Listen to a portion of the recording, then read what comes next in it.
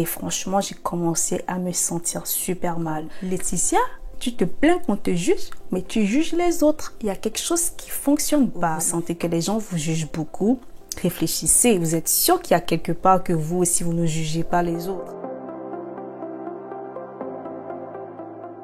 Bonjour les amis, j'espère que vous allez bien. Mon nom est Laetitia. Aujourd'hui, je vais vous parler de l'importance de ne pas juger les autres. C'est une leçon que Dieu m'a souligné de vraiment prendre au sérieux parce que ces temps-ci, j'étais confrontée à des situations dans ma vie où inconsciemment et même parfois consciemment, je pouvais juger les gens. Donc que ce soit dans la manière dont je vais parler des autres, penser sur les autres, méditer sur les autres ou juste agir avec les autres. Donc le but de cette vidéo, c'est vraiment pour vous sensibiliser à revoir l'état de votre cœur afin que vous puissiez faire des introspections et parfois trouver les choses qui manquent dans vos vies à améliorer. Que parfois vous avez l'impression que vous êtes chrétien, vous êtes né de nouveau, tout va bien, mais quand vous regardez vraiment l'état de vos cœurs, vous allez vous rendre compte qu'il y a des choses encore dans vos cœurs qu'il faut travailler, qu'il faut polir, des choses qui vont faire en sorte que vous allez encore plus ressembler à Christ. Donc bien sûr, je suis super loin d'être parfaite. Ce n'est pas pour rien que je fais des vidéos chrétiennes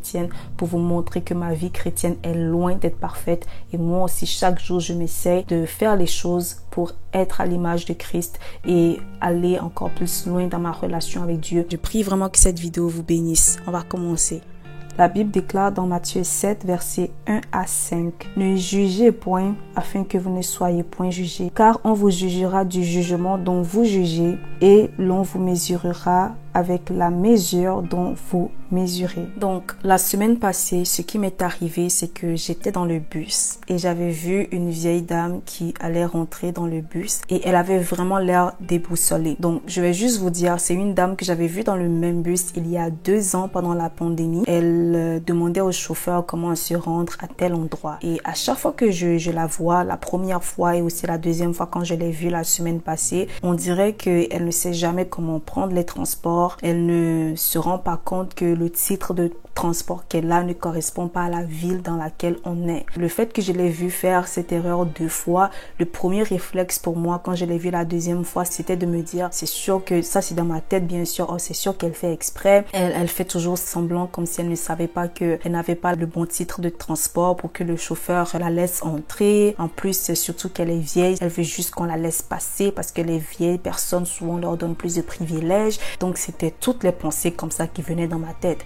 Et puis après, le chauffeur l'a laissé passer bien sûr. On est descendu du bus et il fallait que je prenne un deuxième bus. Et puis elle aussi, elle allait prendre le même bus que moi. On allait dans la même direction, mais on n'allait pas s'arrêter au même arrêt. Donc elle m'a demandé en espace de 5 minutes, c'était à quelle heure que le deuxième bus allait arriver. Je lui ai dit dans 20 minutes. Le fait qu'elle me pose la question 3 fois, j'ai commencé à réaliser qu'elle avait un problème mental. Parce que je savais très bien qu'elle avait soit l'Alzheimer, ce qui faisait que une partie de son cerveau ne fonctionnait pas. Et franchement, j'ai commencé à me sentir super mal. Je me suis encore plus sentie mal quand elle m'a demandé « Oh, de quel pays de l'Afrique venez-vous » Je lui ai dit que j'étais togolaise et elle m'a dit qu'elle vient d'un pays maghrébien. Elle m'a dit le pays, mais je ne vais pas donner trop de détails sur les choses que cette dame m'a dit. Et c'est là qu'elle m'a dit que il y a 2 ans, elle est venue au Canada et qu'on l'a arrachée de son pays.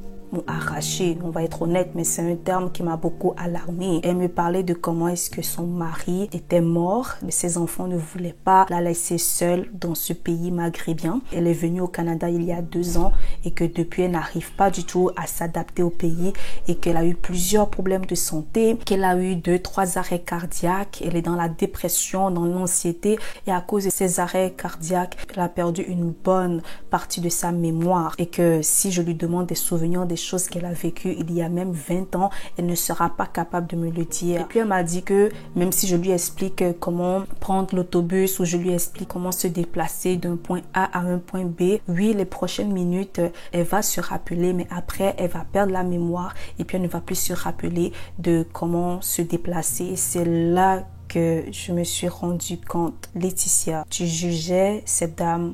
Tu te disais qu'elle faisait semblant de ne pas savoir c'était quoi le titre de transport dont elle avait besoin pour prendre cet autobus, alors qu'elle a des problèmes de santé et c'est à cause de ça qu'elle n'arrive pas à avoir une bonne mémoire pour pour savoir au fait comment se déplacer et j'ai commencé à me repentir parce que cette dame m'a raconté sa vie.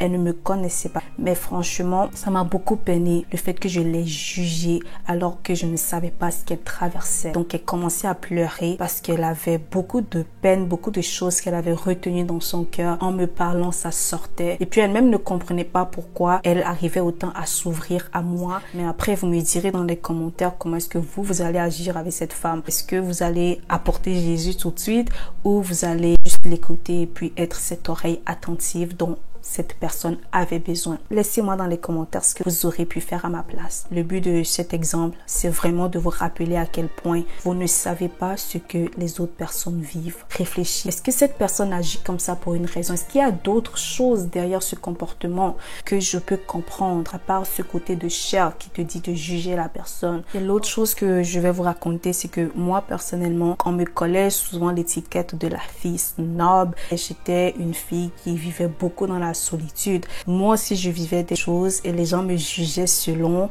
la manière dont je me comportais. Mais après, je me plains du fait que ces personnes me jugent, mais j'oublie que moi aussi, je juge les autres. Ne jugez pas afin de ne pas être jugé. Si parfois vous êtes aussi dans une situation où vous sentez que les gens vous jugent beaucoup, réfléchissez, vous êtes sûr qu'il y a quelque part que vous aussi vous ne jugez pas les autres. Merci beaucoup d'avoir regardé cette vidéo. J'espère vraiment que cette vidéo vous a béni. Si vous voulez plus de vidéos chrétiennes, s'il vous plaît, laissez-moi savoir dans les sessions de commentaires. Merci beaucoup, soyez bénis. Ciao!